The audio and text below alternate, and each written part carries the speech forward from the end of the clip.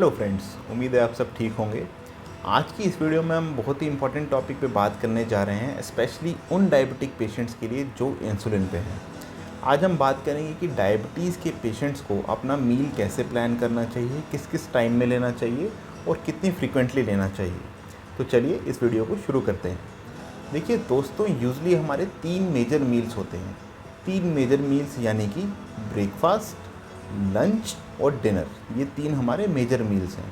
इसके अलावा स्पेशली जो डायबिटिक पॉपुलेशन है, स्पेशली उनमें भी जो इंसुलिन लगा रहे हैं, उसके लिए ये बहुत ज़रूरी है कि आप अपने मेजर मील्स के बीच में एक स्नैक भी रखें।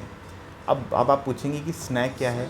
देखिए दोस्तों, स्नैक होता है कि कोई भी आप स्मॉल अमाउंट में अगर कोई चीज़ ले रहे हैं और उसका ग्लाइसेमिक इंडेक्स यानी कि उसमें जो कार्बोहाइड्रेट कंटेंट है वो भी काफ़ी कम है, उसको हम स्नैक्स के तौर पे यूज़ कर सकते हैं। तो स्नैक्स आपको कब कब लेने हैं? स्नैक्स देखिए दोस्तों, आप ले सकते हैं ब्रेकफास्ट के 2 घंटे बाद। सपोज़ अगर आप ब्रेकफास्ट सुबह 8 या 9 बजे कर रहे हैं तो 11 साढ़े 11 बजे आपने स्नैक लेना है। सिमिलरली जब आप लंच करते हैं, सपोज़ कीजिए कि आप लंच कर रहे हैं 1 या 2 बजे, तो 5 या 6 बजे के बीच में आपको एक स्नैक लेना है, जिसको हम इवनिंग स्नैक कहते हैं। और एक स्नैक होगा दोस्तों आपके डिनर के 2 घंटे बाद। अगर आप सपोज़ कीजिए डिनर शाम को 8 या 9 बजे कर रहे हैं तो 10 या 11 बजे आपको एक बेड टाइम स्नैक लेना ही लेना है। ये बात उन पेशेंट्स पे ज़्यादा लागू होती है जो इंसुलिन ले रहे हैं। अब हम बात करेंगे कि स्नैक के तौर पे आप क्या क्या ले सकते हैं। देखिए, स्नैक्स में जो आइडियल स्नैक है वो उसका ग्लाइसेमिक इंडेक्स काफ़ी कम होना चाहिए और उसके कार्बोहाइड्रेट कंटेंट भी काफ़ी कम होना चाहिए। ग्लाइसेमिक इंडेक्स यानी कि अगर आप कोई भी चीज़ ले रहे हैं तो उसको खाने से आपकी ब्लड ग्लूकोज वैल्यू कितनी रेज़ होगी ब्लड में, उसको हम ग्लाइसेमिक इंडेक्स कहते हैं। सपोज़ अगर आप चीनी खा रहे हैं तो उसका ग्लाइसेमिक इंडेक्स ऑलमोस्ट 100% है, यानी कि जैसे ही आप वो खाएंगे तो आपके ब्लड ग्लूकोज 100% राइज़ हो जाएंगे। लेकिन अगर आप वहीं वाइट राइस की बात करें तो उनका 70% होता है। तो हमें ग्लाइसेमिक इंडेक्स 60 से कम जो भी हैं चीज़ें, उनको स्नैक्स के तौर पे यूज़ करना चाहिए। वो कौन कौन सी चीज़ें हैं? उनमें देखिए सबसे पहले आते हैं फ्रूट्स। हाँ दोस्तों, फ्रूट्स के बारे में आप घबराइए नहीं। मुझे पता है आप लोग काफ़ी ये कंफ्यूज्ड हैं कि डायबिटीज़ के पेशेंट को फ्रूट्स नहीं खाने चाहिए, क्योंकि काफ़ी लोगों से आपने सुना है। लेकिन अगर आप एप्पल, गावा, कीवी, ऑरेंज और पपाया, इन फ्रूट्स में से डेली आप 2 फ्रूट्स कोई भी कंज्यूम कर सकते हैं, सेम किस्म के या डिफरेंट किस्म के। जो फ्रूट्स की क्वांटिटी बिल्कुल लिमिट रखनी है, उसमें मैंगो आ गया, उसमें वाटरमेलन आ गया और उसमें आपका खरबूजा आ गया। अब दोस्तों, अगर आप मॉर्निंग का स्नैक ले रहे हैं, for example mid morning snack ले रहे हैं जो ब्रेकफास्ट और लंच के बीच में 11 बजे मैंने आपको बताया है, उसमें आप कीजिए ऐसा कि आप फ्रूट एक काट के खा लीजिए। चाहे वो एक एप्पल खा लीजिए, चाहे एक कीवी खा लीजिए, एक गावा खा लीजिए।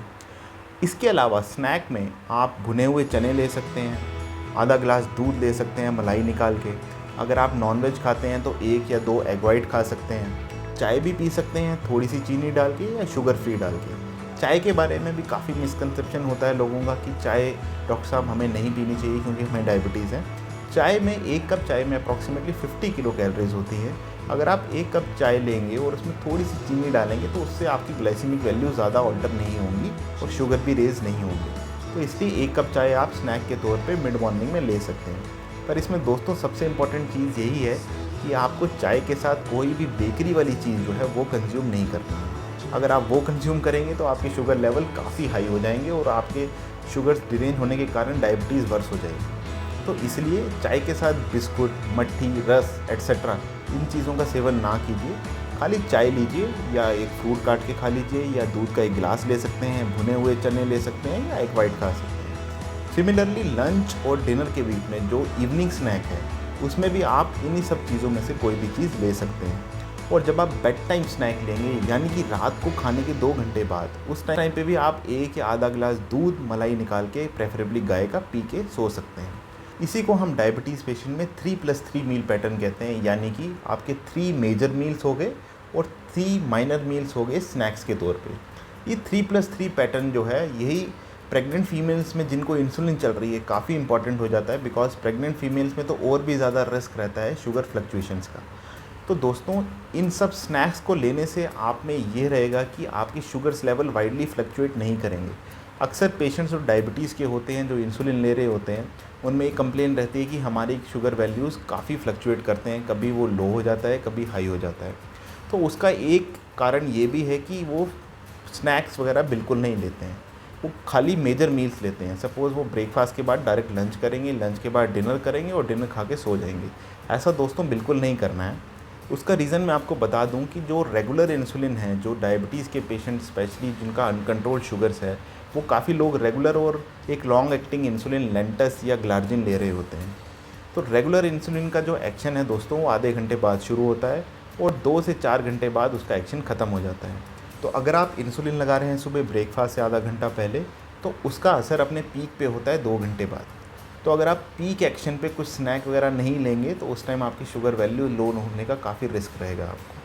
तो इसलिए अपने डाइट में स्नैक्स इंक्लूड कीजिए, लो कार्बोहाइड्रेट वाले स्नैक लीजिए, बेकरी प्रोडक्ट्स अवॉइड कीजिए। स्नैक का मतलब बिल्कुल नहीं है कि आप चिप्स लेंगे, कुरकुरे लेंगे और बेकरी के प्रोडक्ट्स लेंगे। स्नैक्स मैंने आपको पहले बता दिए कि आप क्या क्या ले सकते हैं। तो दोस्तों अगर आप इस हिसाब से अपना डाइट प्लान करेंगे तो आपकी शुगर वैल्यूज़ में मिनिमम फ्लक्चुएशन होगा। लाइफ थ्रेटनिंग इवेंट्स जिसको हम हाइपोग्लाइसीमिया कहते हैं वो नहीं हो पाएगा, तो आपकी शुगर्स काफ़ी स्टेबल रहेंगी। ऐसे ही इन्फॉर्मेटिव वीडियोज़ के लिए बने रहिए मेरे चैनल पर।